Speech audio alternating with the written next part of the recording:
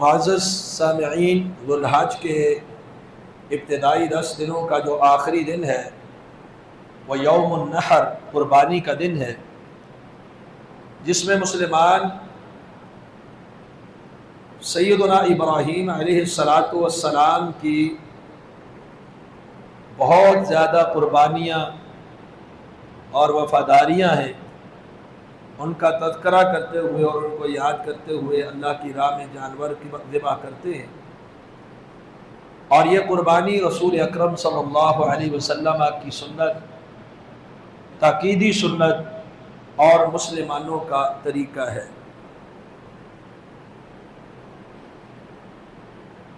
اللہ سبحانہ و تعالیٰ نے سورہ حج سورہ نمبر 22 آیت نمبر 34 میں فرمایا ہے وَلِكُلِّ أُمَّةٍ جَعَلْنَا مَنْسَكًا، ہر امت کے لیے ہم نے منسک مقرر کیے ہیں۔ منسک عبادت کی جگہ کو بھی کہتے ہیں، منسک عبادت کے طریقے کو بھی کہتے ہیں، اور منسک قربانی کو بھی کہتے ہیں، اور یہاں پر مراد قربانی ہے۔ وَلِكُلِّ أُمَّةٍ جَعَلْنَا مَنْسَكًا، ہر امت کے لیے ہم نے قربانیاں مشروع کی۔ یہاں قربانی کیوں مانا ہے؟ آگے فرمایا لِيَذْكُرُوا اسْمَ اللَّهِ عَلَى مَا رَزَقَهُم مِّن بَهِيمَةِ الْأَنْعَامِ، جو اللہ نے ان کو چوپائے دیے ہیں بہیمۃ الانعام، تاکہ وہ ان پر اللہ کا نام ذکر کرے اور اللہ کے نام پر ان کو ذبح کرے۔ بت پرست اور مشرکین غیر اللہ کے نام پر ذبح کرتے ہیں، اور مسلمان اللہ کے تقرب کے لیے اللہ کے نام پر ذبح کرتے ہیں، اور ان میں پھر سال میں ایک مرتبہ ذوالحج کی 10 تاریخ کو، اور یہ 3 دن مشروع ہے آگے، ذوالحج کی 10 تاریخ کو اللہ کے نام پر جانور ذبح کرتے ہیں، قربانی کرتے ہیں۔ تو یہ ایک عظیم عبادت ہے۔ نبی کریم صلی اللہ علیہ وسلم کا طریقہ بھی یہی ہے۔ جامع صحیح البخاری میں حدیث نمبر 5545 نبی اکرم صلی اللہ علیہ وسلم نے فرمایا ان اول ما نبدأ به فی یومنا ھذا، آج کے دن کی، اپنے اس دن کی جو ہم ابتدا کریں گے، وہ یوم النحر کے حوالے سے آپ نے فرمایا کہ ان نصلی، کہ ہم پہلے نماز پڑھیں گے، ثم نرجع فننحر، پھر ہم یہاں سے نماز پڑھ کے جب لوٹ کے جائیں گے تو ہم قربانیاں کریں گے، اپنے جانور اللہ کی راہ میں ذبح کریں گے۔ من فعلہ فقد اصاب سنتنا، جس نے ایسے کیا، یعنی پہلے نماز عید ادا کی اور پھر جا کر قربانی کی، وہ ہمارے طریقے کو اس نے پا لیا۔ اور اصاب سنت المسلمین، دوسری روایت میں الفاظ ہیں اس نے مسلمانوں کا طریقہ پا لیا۔ تو یہ نبی علیہ السلام کی تاکیدی سنت ہے قربانی کرنا، پہلے نماز اس کے بعد قربانی، اور مسلمانوں کا طریقہ کار بھی یہی ہے۔ تو آج کے خطبہ میں ہم انشاءاللہ اس کے مختصر مسائل ذکر کریں گے، کوشش ہوگی جو پیش آمدہ مسائل ہیں ان کے اوپر بات ہو، تاکہ یہ عبادت ہم ویسے ہی دیکھا دیکھی اور سنی سنائی نہ کریں، بلکہ اس کو پورے شعور کے ساتھ اور پورے علم کے ساتھ، تاکہ ہمیں پتہ ہو کہ شریعت میں اس کے کیا احکام و مسائل ہیں، اس کے مطابق ادا کریں۔ تو پہلی چیز یہ ہے، قربانی کرنے والے کے حساب سے پہلے ہم اختصاراً ذکر کریں گے کہ قربانی کرنے والا شخص ایک تو سب سے پہلے اپنے عقائد کی اصلاح کر لے۔ قربانی کرنے والے نے کیا کیا کرنا ہے؟ اس کو صحیح العقیدہ اور متبع سنت ہونا چاہیے، کیونکہ اگر وہ حج کرے گا، قربانی کرے گا، روزے رکھے گا اور اللہ کے علاوہ کسی اور کو پکارے گا، تو ایسا شخص اپنے عمل کو برباد کر دے گا، اس کا یہ عمل اللہ قبول نہیں فرمائیں گے۔ تو اس کو پہلے، جانوروں سے بھی پہلے، اپنے عقیدے کی، اپنے ایمان کی اور اپنے عمل کی درستگی اور اصلاح کرنی چاہیے۔ دوسری بات جو کئی بار بیان ہو چکی ہے، وہ ان دنوں میں اپنے جو قربانی کا ارادہ رکھنے والا ہے، نہ ناخن کاٹے گا، نہ بال تراشے گا، کاٹے گا، کوئی بھی بال وغیرہ، یہ اس کے لیے پابندی ہے ان دنوں میں، اس نے یہ پابندی کرنی ہے۔ تیسرے نمبر پر وہ شخص جو قربانی کی استطاعت ہی نہیں رکھتا ہے، اس کے بعد طاقت نہیں ہے مالی طور پر، تو وہ بھی ان دنوں میں بال ناخن وغیرہ نہ کاٹے۔ ابو داؤد کی حدیث ہے، ایک شخص نے کہا اللہ کے رسول سنن نبی داؤد میں حدیث نمبر 2789، میرے پاس ایک ایسا جانور ہے جو ہمارے گھر کے دودھ کی ضرورت کو پورا کرتا ہے، دودھ دینے والی جو ہے بکری ہے، تو کیا میں اسے قربان کر دوں؟ آپ نے فرمایا نہیں، تو ایسے کر اپنے بال اور ناخن وغیرہ کاٹ لے قربانی کے ٹائم پہ۔ تو فتل کا تمام اضحیت کا عند اللہ، اللہ کے ہاں تیری یہ پوری مکمل قربانی ہوگی، تو اللہ اس شخص کو مکمل اور پوری قربانی کا اجر و ثواب عطا فرما دیتے ہیں جو قربانی کے دن اپنے بال کاٹتا ہے، ناخن کاٹتا ہے، اگر اس کے پاس قربانی کی استطاعت نہیں ہے۔ اور قربانی کرنے والے کے لیے ہمارے ہاں جو معروف ہے نا، اس کو ذرا نکال کے پھر ڈالیں، آواز کم ہو گئی۔ ہمارے ہاں قربانی کرنے والے کے لیے جو صاحب نصاب کی شرط لگائی جاتی ہے اس طرف ہے، ایسی شرط کتاب و سنت میں اس کا کوئی ثبوت نہیں ہے۔ استطاعت ہو، لازمی نہیں کہ وہ صاحب نصاب ہو، ایسی کوئی شخص اسپیشل قربانی کرنے والے کے حوالے سے نہیں ہے۔ تو یہ چند باتیں تھی بنیادی قربانی کرنے والے کے حوالے سے۔ اب ہے قربانی کے جانوروں کے حوالے سے، میں بلا تمہید اس بات کو اپنی کو شروع کرتا ہوں کہ جو جانور ہیں قربانی کے، ان میں پہلی شرط یہ ہے کہ جانور دونتا ہونا چاہیے۔ کھیرا جانور یہ قربانی میں نہیں چلے گا، اس کی قربانی نہیں ہوگی۔ صرف ایک صورت میں ایک جنس کھیرے کی جائز ہے، تو نبی اکرم صلی اللہ علیہ وسلم کا فرمان ہے جامع صحیح مسلم میں حدیث نمبر 1963، آپ فرماتے ہیں لا تذبحوا الا مسنہ، صرف دوتا جانور ذبح کرو، صرف دوتا جانور، لا تذبحوا نہ ذبح کرو الا مسنہ مگر دوتا، گائے ہے، اونٹ ہے، بیل ہے، بکری ہے، بھیڑ دمبا ہے، آپ نے صرف دوتا جانور ذبح کرنا ہے۔ بعض روایات میں بھیڑ کے کھیرے کی اجازت بھی ہے کہ بھیڑ کا کھیرا جانور وہاں کفایت کر جاتا ہے جہاں دوتا کفایت کرتا ہے، لیکن یہ حدیث جامع صحیح مسلم کی اس کے اندر مزید صراحت ہے کہ وہ کب کس صورت میں کھیرا جائز ہوتا ہے۔ تو آپ صلی اللہ علیہ وسلم فرماتے ہیں کہ لا تذبحوا الا مسنہ، مسنہ دوتا جانور ہی ذبح کرو۔ ہاں اگر دوتا جانور ملنا مشکل ہے، دشواری ہے، دشواری کیا ہے؟ آپ کی قوت خرید سے باہر ہے، کوئی بھی دوتا جانور نہ آپ حصہ ڈال سکتے ہیں نہ خرید سکتے ہیں۔ اور دوسرا، آپ کو پوری منڈیاں آپ نے گھوم لیا، لوگوں سے آپ نے تلاش کر لیا، کہیں آپ کو دوتا جانور ملا ہی نہیں، فَتَذْبَحُوا جَزْعَةً مِّنَ الظَّأْنِ، پھر صرف ایک جنس بھیڑ اور دمبے کا کھیرا آپ ذبح کر سکتے ہیں، بکری کا کھیرا نہیں، اونٹ بیل گائے کا کھیرا نہیں، صرف کس کا کھیرا؟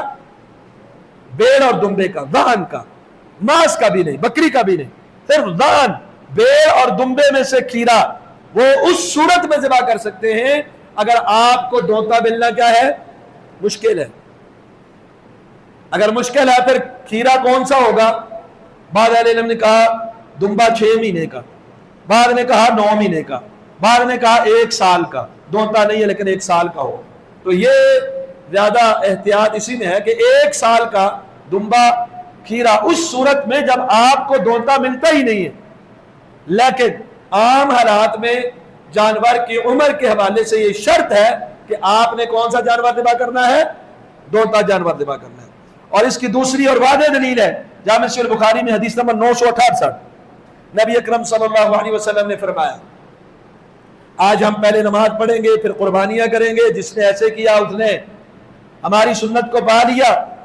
یعنی آپ کا بتلانا یہ مقصود تھا کہ آج عید کے بعد قربانی کرنی ہے، جس نے عید سے پہلے قربانی کر لی اس کی قربانی قبول نہیں ہے، کیونکہ یہ عبادت ہے، اس کا ایک وقت مقرر کیا ہے، دن یوم النحر ہی ہے، ابھی نماز نہیں پڑھی عید کی، قربانی کر لی، لیکن آپ نے کیا فرمایا؟ قربانی قبول نہیں ہے۔ یہاں ضمن دوسرا مسئلہ بھی سمجھ لے، قربانی کے لیے عید کے نماز کے بعد کا ہونا ضروری ہے، عید کی نماز سے قبل کی گئی قربانی بھی کفایت نہیں کرے گی۔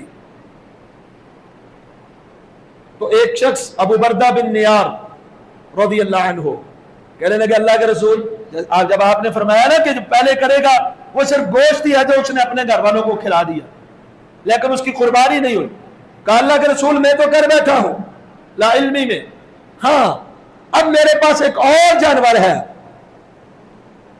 کھیرا، جذعۃ خیر من مسنہ، لیکن ایسا کھیرا ہے کہ جو دونتے سے زیادہ بہتر ہے، قوت میں، طاقت میں، موٹا ہونے میں، گوشت کے حوالے سے وہ کھیرے سے بھی زیادہ بہتر ہے۔ جب آج کل ہمارے لوگ کہہ دیتے ہیں نا ہاں تو کھیرا، لیکن دیکھو جی قد دیکھو، اس کی صحت دیکھو، اس کے سال پورے ہو گئے ہیں۔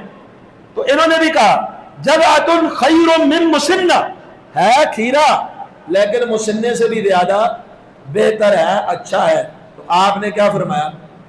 چلو انہوں نے تو پہلے کر لی تھی، ان کے لیے اسپیشل فرمایا آپ تو آج کر لیں، وَلَن تَجْزِيَ جَذْعَةٌ عَنْ أَحَدٍ بَعْدَكَ، آپ کے بعد کھیرا کسی کے لیے بھی کفایت نہیں کرے گا، صرف اور صرف آپ کے لیے کھیرا آج کی رخصت ہے، صرف آپ ابو بردہ بن نیار کے لیے۔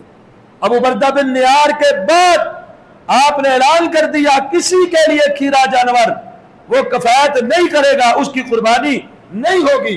ہاں اگر نہیں ملتا تو دوسری حدیث میں اجازت دی ہے جو صحیح مسلم کی آپ کے سامنے رکھی، صرف بیر کا کھیرا۔ تو کیا مسئلہ سمجھ آیا؟ اب تک جانور کی عمر کے حوالے سے کتنے سال کا ہو کھیرا؟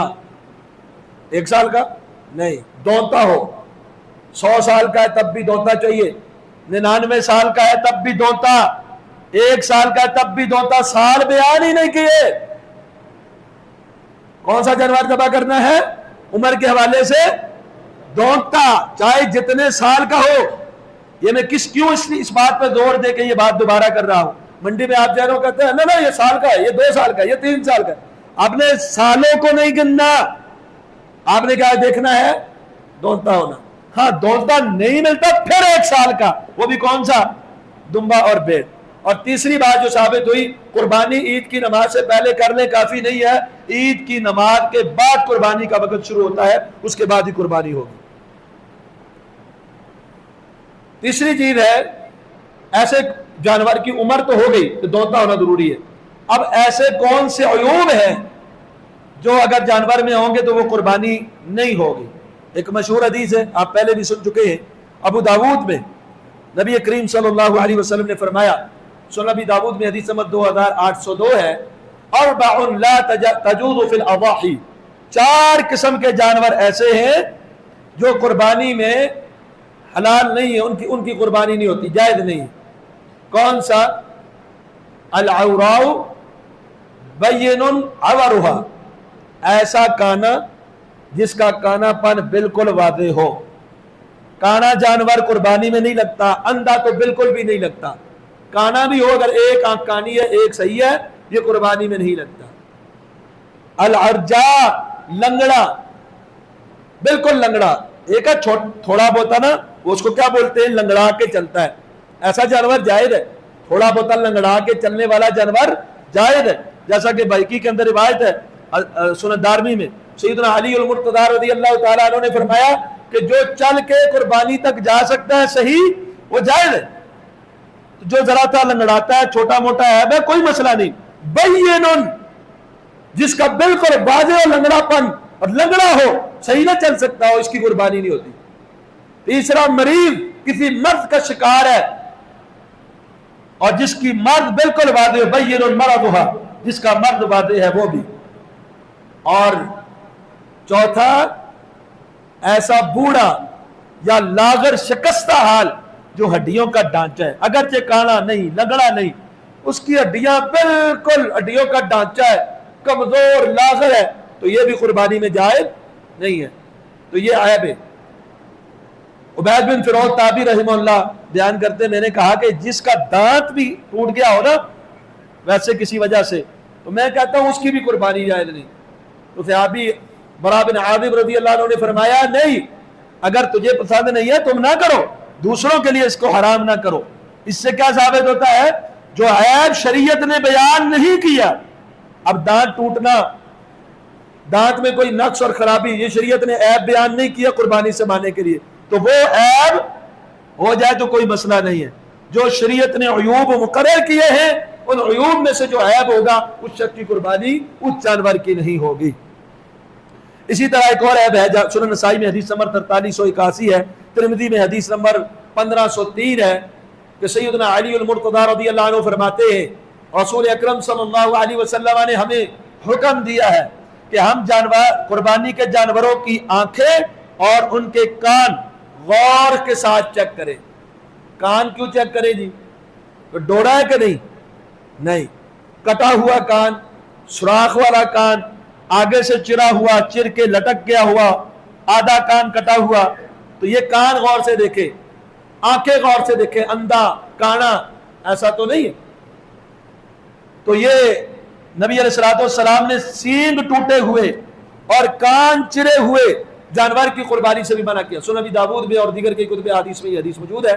ابو داؤد میں حدیث نمبر 2805 ہے، سیدنا علی المرتضی رضی اللہ عنہ فرماتے ہیں کہ کان کٹے ہوئے اور سینگ کٹے ہوئے اور کان چرے ہوئے جانور سے بھی نبی علیہ السلام نے قربانی کرنے سے ہمیں روکا ہے۔ تو یہاں پر ایک بات سمجھنے والی ہے، وہ یہ بات، اگر آج کل ہوتا ہے نا جانوروں کا سینگوں کے اوپر سے خول اتر جاتا ہے، اس میں کوئی مسئلہ نہیں، سینگ ٹوٹا ہوا نہیں ہے، اوپر کی ٹوپی اور ہول اگر اتر جائے یہ معمولی نقص ہے۔ ایک ہے کسی جگہ پہ سینگ مارتا ہے جانور، اوپر سے ہلکی سی وہ چونچ اس کی بنی ہوتی ہے، وہ مرک جاتی ہے، ٹوٹ جاتی ہے، رگڑ لگ جاتی ہے، سینگ اس کا پورا ہے، معمولی نقص ہے۔ آدھا سینگ کٹا ہوا ہے تو ٹھیک ہے، نہیں تو اس کی قربانی جائز ہے۔ کان میں کوئی کانٹا لگ گیا، جیسے آج کل لوگ نا فوٹو پہ فوٹو بھیجتے ہیں، کان میں ہلکا سا خراش ہے، مطلب چلتے چلتے کوئی جھاڑی لگی، وہ 2-4 دنوں میں ویسے بھی ٹھیک ہو جاتا ہے، یہ ہلکا سا کٹ ہے کسی کانٹے کے سے، کوئی مسئلہ نہیں ہے، یہ معمولی نقص ہے، اس کی یہ معافی ہے۔ ایک جانور ہے جو پیدائشی اس کے سینگ ہی نہیں پیدا ہوئے، کوئی مسئلہ نہیں ہے، یہ عیوب میں شامل نہیں ہے۔ ایک جانور ہے جو خسی ہے، کوئی مسئلہ نہیں ہے، یہ شریعت نے منع نہیں کیا، اس کی قربانی بھی جائز ہے۔ قربانی ذبح کر لی، پتا چلا یہ گائے حاملہ تھی، یہ بکری حاملہ تھی، کوئی پریشانی والی بات نہیں ہے، پہلے پتا ہو احتیاطاً بہتر یہی ہے اس کو نہ کرے، کر لے تب بھی جائز ہے، اور اگر بعد میں بھی پتا چلا تب بھی قربانی ہو گئی۔ حاملہ کا ہونا، خسی کا ہونا، معمولی کان اور سینگ میں کوئی نقص ہونا، یہ ان عیوب میں نہیں ہے جن کی وجہ سے قربانی نہیں ہوتی۔ اور تیسرا جو دونتا کہا ہے نا، میں نے پچھلے سال بھی ایک سوال ہوا تھا کہ صرف دونتا ہی تو چوگا چھکا، تو یہ دونتے کا مطلب یہ ہوتا ہے اس سے کم جائز نہیں، جیسا کہ سنن کبریٰ البیہقی کے اندر روایت ہے، سیدنا علی المرتضی رضی اللہ عنہ فرماتے ہیں ثنیًا فصاعدا، دونتا یا دونتے سے اوپر والا، چوگا چھگا کوئی مسئلہ نہیں ہے، صرف یہ ہے کہ اس سے کم نہ ہو۔ تو یہ کچھ عیوب تھے جو شریعت نے بیان کیے ہیں، ان کے ہوتے ہوئے قربانی نہیں ہوتی۔ اگر یہ عیوب میں معمولی نقص ہے یا ایسا عیب ہے جو شریعت نے بیان نہیں کیا تو اس میں تکلف میں پڑنے کی ضرورت نہیں ہے، ایسے جانور کو آپ بلا جھجھک خرید بھی سکتے ہیں اور اس کی قربانی بھی کر سکتے ہیں۔ اب ایک مسئلہ یہ ہے کہ قربانی کا جانور تو آپ نے خرید لیا منڈی سے اور آپ نے کان آنکھیں سب کچھ چیک کر لی، صحیح سلامت تھا، اب گھر لے آئے، گھر میں کسی جانور سے لڑ کے اس نے سینگ توڑ دیا، کسی ڈالے سے اترتے چڑھتے وقت گر کے اس کی ٹانگ ٹوٹ گئی، گھر میں ہو گیا، قربانی کی طرف لے جاتے ہوئے ہو گیا، گراتے ہوئے ہو گیا، تو پھر کیا کرنا چاہیے؟ سیدنا عبداللہ بن زبیر رضی اللہ تعالی عنہ کا سنن کبریٰ البیہقی جلد نمبر 9 صفحہ نمبر 289 میں یہ اثر موجود ہے۔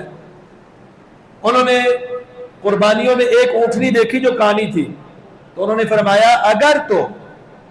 اگر تو یہ خریدنے سے پہلے کی کانی ہے تو اس کی قربانی نہیں ہوگی، اگر آپ نے خرید لی اور خریدنے کے بعد یہ نقص پیدا ہو گیا تو پھر جائز ہے، کوئی مسئلہ نہیں ہے۔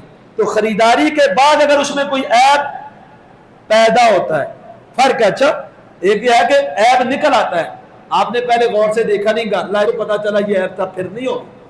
ایک ہے آپ نے خریدا بے عیب خریدا، خریدنے کے بعد عیب پیدا ہوا، پھر قربانی اس کی جائز ہے، اس میں کوئی مسئلہ نہیں ہے۔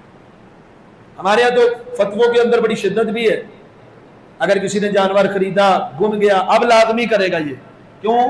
اس نے اپنے اوپر قربانی واجب کر لی۔ اگر آپ نے جانور خریدا بھاگ گیا کوئی مسئلہ نہیں، اللہ نے آپ کی نیت پر آپ کو اجر دے دیا، چوری ہو گیا، کوئی اور مسئلہ اس میں مر گیا، تو اب یہ نہیں ہے کہ دوسرا خریدنا ہی خریدنا ہے، استطاعت ہے آپ کی مرضی ہے، خرید لیں، قربانی کریں، نہیں استطاعت کوئی مسئلہ نہیں، آپ کا وہ ہو گیا۔ تو اسی طرح حصوں کے حوالے سے ایک گھر کی طرف سے ایک حصہ یا ایک بکری، ایک بیڑ، ایک دمبا کافی ہے۔ جامع ترمذی کے اندر حدیث نمبر 1505 ہے، ابو ایوب انصاری رضی اللہ تعالی عنہ روایت کرتے ہیں، جب ان سے پوچھا گیا کہ رسول اللہ صلی اللہ علیہ وسلم کے دور میں قربانیاں کیسے ہوتی تھی، تو انہوں نے فرمایا کہ نبی کریم صلی اللہ علیہ وسلم کے دور میں کان الرجل یضحی بالشاة عنہ وعن اہل بیتہ، ایک بکری کو ایک شخص اپنی طرف سے اور اپنے اہل خانہ کی طرف سے قربان کر دیتا تھا۔ ایک بکری ایک گھر کی طرف سے کفایت کر جاتی ہے، یا کسی ایک جانور میں ایک حصہ، زیادہ کر سکتے کوئی مسئلہ نہیں ہے، زیادہ کر سکتے۔ نبی علیہ السلام نے اپنی ازواج کی طرف سے پوری گائے ذبح کی۔ آپ زیادہ، ایک آدمی 100 اونٹ بھی ذبح کر سکتا ہے، ایک آدمی 100 بکرے بھی ذبح کر سکتا ہے، خامن کی الگ ہو، بیوی کی الگ ہو، بچوں کے الگ ہو، کر سکتے، لیکن لازماً اس کو قرار دینا کہ خامن کی صاحب نصاب ہے الگ ہے، بیوی کا سونا ہے الگ ہے، بچوں کا نہیں، یہ ضروری نہیں ہے، کیونکہ گھر کے ایک فرد سربراہ کی طرف سے جو قربانی ہے وہ پورے اس گھر کی طرف سے قربانی ہے، پورے اہل بیت کی طرف سے وہ ایک قربانی کیا ہو جائے گی، کافی ہو جائے گی۔ چاہے آپ حصہ ڈالیں، چاہے آپ ایک چھوٹا بکرا بکری یا بیڑ دمبا لے لیں، تو وہ قربانی اس سے کافی ہے، ہو جائے گی۔ یہ تو معروف مسئلہ ہے۔ ابن ماجہ میں حدیث نمبر 3131، گائے کے اندر 7 حصے، زیادہ سے زیادہ ایک آدمی بھی پوری گائے ذبح کر سکتا ہے، 2 بھی کر سکتے، 3 بھی، 4 بھی، 5 بھی، 6 بھی، 7 بھی، 8 نہیں کر سکتے۔ یہ جو لوگ پوچھتے ہیں کہ گائے میں 7 ہے تو ہم 6 بندے تو کیا کریں، 6 نا، 7 تو نہیں ہے، 7 سے زائد نہیں ہونے چاہیے، 1 سے کم ہو نہیں سکتا، 1 سے لے کر 7 تک جتنے ہوں، یہ حد لمٹ بتائی گئی ہے، یہ اپنی طرف سے بہت زیادہ اس طرح کے معاملات کو دینے نہیں چاہیے۔ 7 حد لمٹ ہے، 8 نہیں ہو سکتے گائے میں، اونٹ میں 10 ہو سکتے ہیں، 7 بھی ہو سکتے ہیں۔ ہاں اس میں محدثین نے یہ تطبیق بھی دی ہے، اگر آپ حدی کر رہے ہیں یعنی حج کے بعد کی قربانی، تو 10 آدمی نہیں کر سکتے، پھر 7 ہی کریں، اور اگر آپ عام قربانی کر رہے ہیں تو 10 آدمی بھی اونٹ کے اندر شریک ہو سکتے ہیں۔ تو بکری بیڑ کے اندر ایک اہل خانہ کے لیے ایک حصہ جیسے کافی ہے، وہ ایک اہل خانہ کی طرف سے ایک بکری بھی کافی ہے۔ اگر ایک اکیلا بندہ کر رہا ہے تو وہ ایک حصہ ایک بکری کا ہوگا، اس میں 2 کی شراکت نہیں ہو سکتی۔ مثال کے طور پہ 2 بھائی ہیں، الگ الگ رہتے ہیں، کہتے چلو 30,000 میں دیتا ہوں، 30 تم دے دو، 60,000 کا بکرا لے کے، نہیں، وہ الگ الگ گھر ہے، الگ الگ مسئلہ ہے، یا تو والد صاحب ان کے ذبح کرے، پورے سب کی طرف سے ہو جائے گی۔ تو ان کے اندر 2 حصے نہیں ہو سکتے، گائے کے اندر 7، اونٹ کے اندر 10، 7 بھی، اور باقی چھوٹے جانوروں میں ایک ایک حصہ ہو سکتا ہے۔ اب ایک مسئلہ یہ ہے، میت کی طرف سے ہم قربانی کریں یا نہ کریں، والد فوت ہو گیا، والدہ، دادی، دادا، کیا کریں؟ تو یہ بھی یاد رکھ لیں، میت کی طرف سے مستقل طور پر الگ سے قربانی کرنا یہ ثابت نہیں۔ جو روایت آج کل اخبار کی سرخیوں میں بھی آتی ہے اور عموماً پیش کی جاتی ہے، ابو داؤد کے حوالے سے حدیث نمبر 2790 کہ سیدنا علی رضی اللہ تعالی عنہ اپنی طرف سے بھی ذبح کرتے تھے، رسول اللہ صلی اللہ علیہ وسلم کی طرف سے بھی ذبح کرتے تھے۔ اس میں ایک تو ابو الحسنہ راوی ہے، مجہول ہے، جس کی روایت قبول نہیں، حکم بن عتیبہ مدلس ہے اور عن سے بیان کر رہا ہے، شریک القاضی مدلس ہے، عن سے بیان کر رہا ہے۔ 3 وجوہات کی بنیاد پر یہ روایت سخت ضعیف ہے، جس سے یہ مسئلہ ثابت نہیں ہوتا۔ اس کے علاوہ کوئی ایسی دلیل نہیں ہے خصوصی کہ میت کی طرف سے جس سے ثبوت ملتا ہو، کیونکہ یہ عبادت ہے، اس کے لیے ثبوت کا ہونا ضروری ہے کہ مستقل میت کی طرف سے قربانی کی جائے۔ بعض لوگ جو پیش کرتے ہیں، نبی علیہ السلام نے کیا، اللہم تقبل منی، اے اللہ یہ مجھ سے بھی قبول کر، ومن آل محمد، اور محمد صلی اللہ علیہ وسلم کی آل سے بھی قبول کر، ومن امت محمد، اور نبی علیہ السلام کی امت سے بھی قبول کر۔ تو کہتے ہیں امت میں تو سارے زندے مردے سارے آ جاتے ہیں، کئی علماء تو کہتے ہیں یہ تو نبی علیہ السلام کے ساتھ خاص ہے، لیکن صحیح مسئلہ یہ ہے نبی علیہ السلام نے اپنی دعاؤں میں شریک کیا ہے، آپ ہی شریک کرے، اللہ قربانی مجھ سے قبول کر اور پوری امت سے قبول کر۔ ایک اونٹ پوری امت سے کفایت کرے گا، اور جو لوگ پیش کرتے ہیں ان کے نزدیک ایک بکری ایک گھر کی طرف سے کفایت نہیں کرتی، کہتے ہیں بیوی الگ کرے، بچہ الگ کرے، وہ کہتے ہیں ایک حصہ ایک گھر کی طرف سے کفایت نہیں کرتا۔ وہ لوگ کہتے ہیں کہ پوری امت کی طرف سے ایک قربانی کر لی جانور۔ تو آپ یہ بتلائیں، کیا ایک جانور पूरी उम्मत की तरफ से किफायत करेगा? ऐसा हो सकता है आप एक बैल लाएं 10 लाख वाला अच्छा पला हुआ और कहें या अल्लाह पूरे मोहल्ले की तरफ से है, हो जाएगा? तो पूरी उम्मत की तरफ नहीं, दुआओं में शरीक करें, आप पूरी उम्मत को करें, अपने अहले खाना को करें, मैयत जो फौत हो गए उनको करें, लेकिन उनकी तरफ से मुस्तकिल तौर पर जानवर खरीदना और मुस्तकिल तौर पर ही कुर्बानी करना ये जायज और दुरुस्त नहीं है। क्यों? क्योंकि ये इबादत है और इसके लिए सबूत का होना जरूरी है, जिसका सबूत नहीं मिलता। और ये बात भी याद रखें, जामिअ सहीह बुखारी की हदीस नंबर 1717 के मुताबिक कुर्बानी की कोई भी चीज आप फरोख्त भी नहीं कर सकते, बतौर मजदूरी कसाब को भी नहीं दे सकते। कसाब है, आम लोगों को आप सदका देते हैं, उसको भी दे दें, लेकिन अगर आपका तय हो कि चमड़ा मेरा है, इतने पैसों के साथ फला फला चीज मेरी है, इतना किलो गोश्त मैं लूंगा, बतौर उजरत कसाब को देंगे तो ये कुर्बानी दुरुस्त नहीं है, जायज नहीं है। कुर्बानी उसको पैसे दे, उसकी मजदूरी, लेकिन जो आपने पूरा जानवर ज़िबा किया है बतौर सदका जिस तरह बाकियों को दे रहे हैं उसको भी दे सकते हैं। एक बात है कुर्बानी के गोश्त के तकसीम के हवाले से, 3 हिस्से लोग करते, बेहतर है गरीबों को भी दे, रिश्तेदारों को भी दे, खुद भी खाएं। कुलू व तसद्दकू वद्दखिरू, खाओ, सदका करो, ज़खीरा करो, ज़खीरा भी कर सकते हो, बचा के रख सकते हो। फकुलू मिनहा वअतइमुल क़ानिअ वल मुअतर, लेकिन ये लाजमी नहीं है कि आप 3 हिस्से करें। ऐसा भी हो सकता है कि आप आधा गोश्त कर ले आए, आधा बांट दें, आपकी मर्जी है, लेकिन शरीयत ने आपको बराबरी या तकसीम के हवाले से कोई हद नहीं बताई। आपकी मर्जी सारे का सारा कुर्बान करके आ जाए, थोड़ा सा पकाने के लिए अपने रख लें, आपकी मर्जी। आपकी मर्जी है, रिश्तेदारों को ज्यादा देते हैं, गरीबों को थोड़ा देते हैं, या गरीबों को ज्यादा देते हैं, रिश्तेदारों को थोड़ा देते हैं, घर में थोड़ा रखते हैं, आपकी मर्जी है। इसमें शरीयत ने कोई खास वो नहीं किया कि जिसमें आप इतना ज्यादा तकल्लुफ करें कि आपको तोलना पड़े कि ये हिस्सा में घर नहीं लेके जा सकते, तो ऐसी कोई बात नहीं है। और बाद लोग जानवर ज़िबा करते वक्त कहते हैं, तो वक्त हो गया इसलिए मैं इख्तिसारन ही बात आगे करूंगा, कि जानवर के अंदर 7 चीजें हराम होती है, जिसमें वदूद हो गया, पित्ता हो गया, मसाना हो गया और दीगर कुछ चीजें होती हैं। जो आप जानवर को ज़िबा करते हैं ना, ज़िबा करते हैं, हुर्रिमत अलैकुमुल मैततु वद्दम, दमे मस्फू, ज़िबा करते वक्त निकलने वाला खून हराम है, आप नहीं पी सकते ना खा सकते हैं। बाद लोग दमे के लिए ये इलाज बताते हैं कि किसी को दम्बा हो, ये दम्मे की जो बीमारी है, अगर वो किसी को हो तो जानवर खरगोश को ज़िबा करके आप उसका खून पी जाए, नहीं पी सकते, हराम है, ये दमे मस्फू हराम है। इसके अलावा हलाल जानवर में कोई चीज हराम नहीं है, ना कलेजी मकरूह है, ना ओजरी मकरूह है, ना उसका मसाना, पित्ता, तिल्ली, कोई भी जिगर, गुर्दा, कोई चीज भी मकरूह नहीं है, चाहे जाए कि वो हराम हो। जिनमें 7 अदा के मुतालिक रिवायात है वो सख्त ज़ईफ है, नाकाबिले एहतिजाज है, इसलिए उनके ऊपर भरोसा, उससे मसला साबित नहीं होता। तो सारी चीजें हलाल है सवाए दम मसफूक है।